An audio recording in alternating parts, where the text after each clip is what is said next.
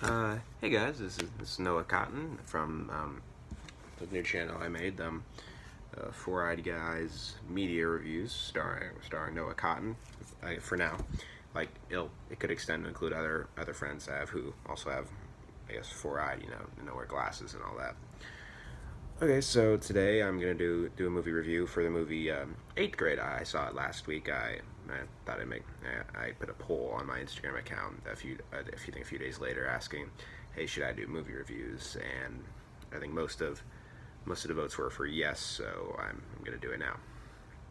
Okay, so first off, in case you wanted to see the movie, I'm going to talk about, I guess, mild plot points. I'm trying to keep it as brief as I can, but I'm going to try and do my best not to give any spoilers away.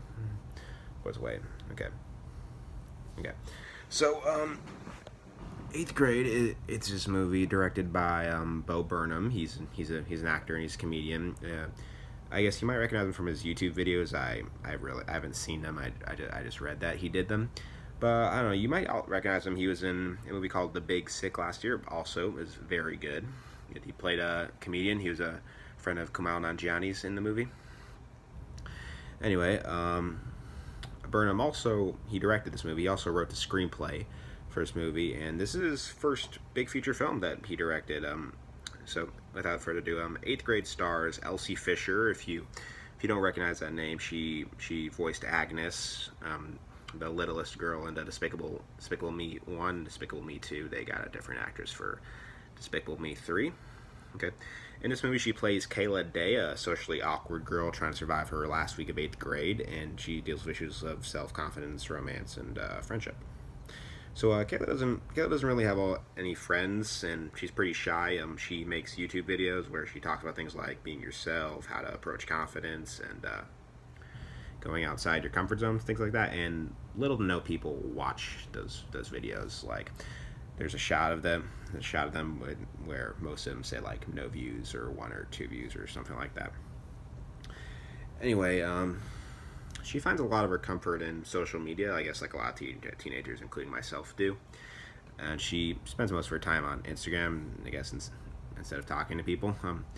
This movie is it's excellent. It's one of the better movies to have come out this year, and that quality comes, I think, in part from a fantastic performance from Elsie Fisher and a great screenplay from Bo Burnham.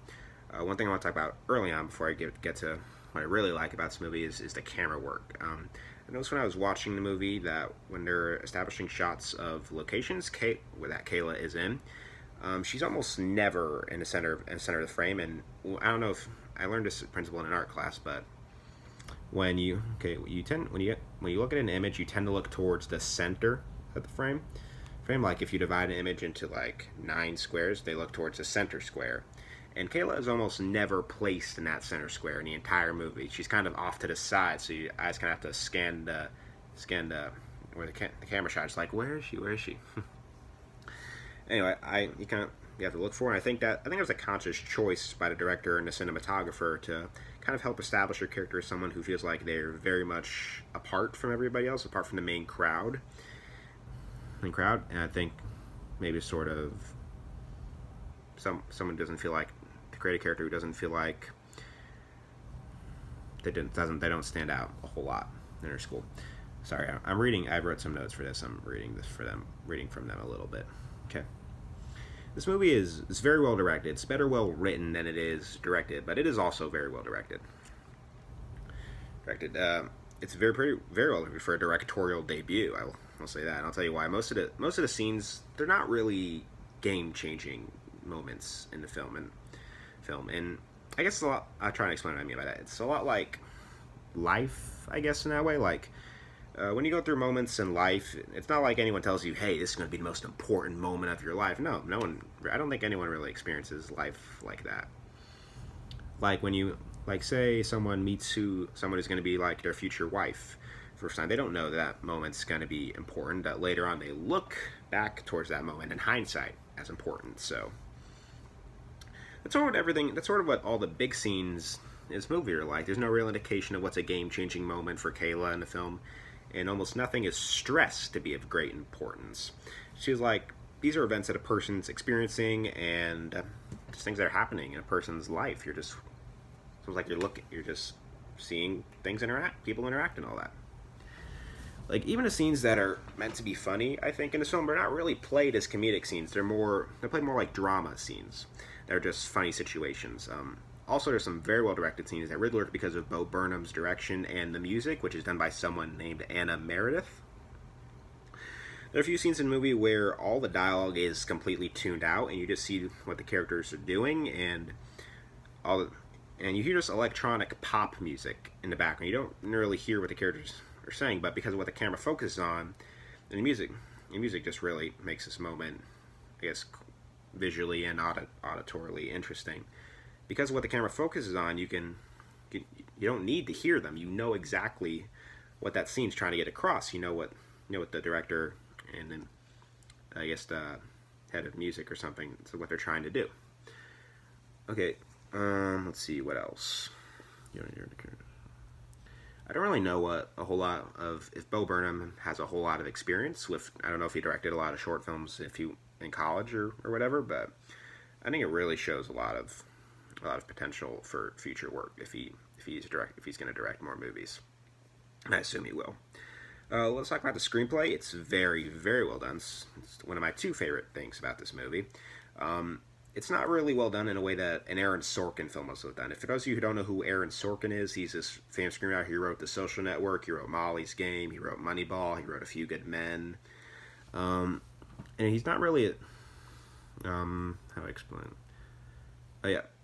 He has, anyway, when he writes it, most of it is pretty much every script he's ever written, I think, it has very distinguishable, witty, fast-paced dialogue, and nobody in real life talks the way people in Aaron Sorkin movies talk, but it's extremely entertaining, so nobody really cares. Anyway, dialogue in this movie feels very, very human. Like, nothing feels like there's no scene where it feels like I'm really watching an actor say their lines. It feels like real, genuine conversation between people. There's also a lot of moments played to be cringy. I guess particularly cringy if you're a member of my or our generation. Just like one thing that some writers, not this writer, Bo Burnham, will do when trying to write teenagers in the modern era is that they'll have them say a bunch of slang, like they'll say the words like, totally, and lit every 5 seconds. And there's a lot of that in this movie, but most of it comes from the adult characters in an attempt to unsuccessfully relate to the children characters. And the times when the kid characters do say it, they use it enough so that, like, I know people. I know people that talk like this. Speaking of this, every character in this movie is very well written. Like, there are some characters in this movie who, from afar, could be written thinking like, oh, this is just a cliche popular kid, or cliche love interest, or cliche weird kid, or something like that. But they're not really cliches, I guess.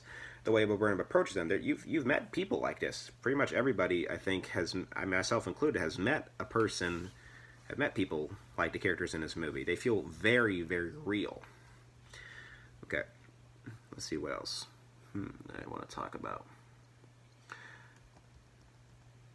Oh, also, one really well-written scene and really well-acted scene. There's a scene in this movie where, maybe the best scene in this movie, I think, takes place towards the end of the movie, and it's this conversation between Kayla and her father, Mark, who's played by this actor named Josh Hamilton, and he gives a great performance. The dialogue between them feels really, really organic, and it's a really long scene. It goes on for a while, but it has all the right beats of normal conversation. Like, not even two people who, well, I guess they would know each other very well, but not even dialogue between people who really know each other real well, like, and who are talking a whole lot. There's some moments where there's not a whole lot of dialogue in this conversation, but when they do speak, it feels very, very good. Good, that doesn't sound right. Anyway, particularly with Josh Hamilton, like, everything he says feels like a genuine thing a father would say to his daughter. Mm-hmm. The last thing I want to talk about is Elsie Fisher, who really anchors the entire movie. If she didn't work, I feel like the movie would still be pretty good, but she really makes the movie something special.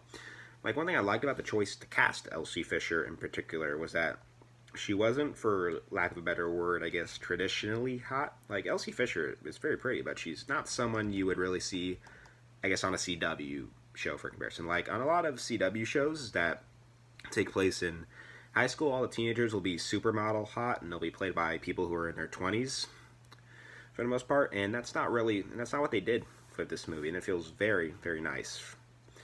Very nice. Or even 13 Reasons Why, a lot of people who play the teenagers are in their 20s, and they're like, oh, you should be on a modeling catalog or something. Okay. Anyway, Fisher feels like a regular kid. She's not a supermodel. She has pimples. That makes her feel very relatable because not a lot of characters in movies have pimples. And she feels relatable in that sense. Like, and she's on her phone a lot, but it's not meant to, I guess, detract from her character. It's just, I guess when a character is normally on their phone in a movie, it's like, oh, this person is being such a teenager because only teenagers go on their phones all the time. No, it's sort of, I think it lends an aspect to her character that she finds more comfort in social media than she does in the real world because she has a lot of trouble talking to people in the real world. So I think it has a rather cool human aspect to her character. And, I don't know, she also does this. There's also one thing that happens in the movie that I really like. Like about, I guess, 2/3 of the way through the movie, she meets this character who's really confident, who she befriends, and this character treats, and she brings out the confidence in Kayla. Mm-hmm. Kayla, and I think that's actually something that happens a lot in real life. Like, I saw this poll once on Instagram about how introverts make friends. Like, it was this big pie chart. I mean, you may have seen it. There's like a little sliver of the pie chart. The title of the pie chart is How Introverts Make Friends. I already said that, I think. And the little sliver of the pie chart is that they go out on their own and actually make friends. But the rest of the pie chart is like, we find an extrovert that likes them. And that's sort of what happens in this scene. Kayla meets someone who brings out her confidence, who she wants to be around. And I really appreciate that aspect of the movie. I think it says a lot to how Bo Burnham really gets interactions with different types of people, you know, who are introverts and extroverts and all that. Let's see. What else do I want to talk about in this movie? I already talked a lot. It's like going on for 12 and a half minutes. Jesus.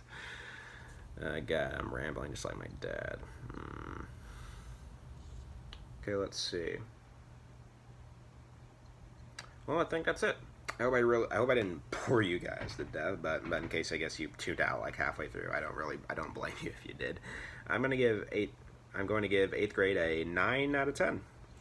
10 or 8.5 to 9, but maybe closer to a 9 now that I think about what this movie really did good. I think it's a really special movie. If you can find somewhere where it's still in theaters, I highly recommend you see it. Until next time, this is Noah Cotton signing out.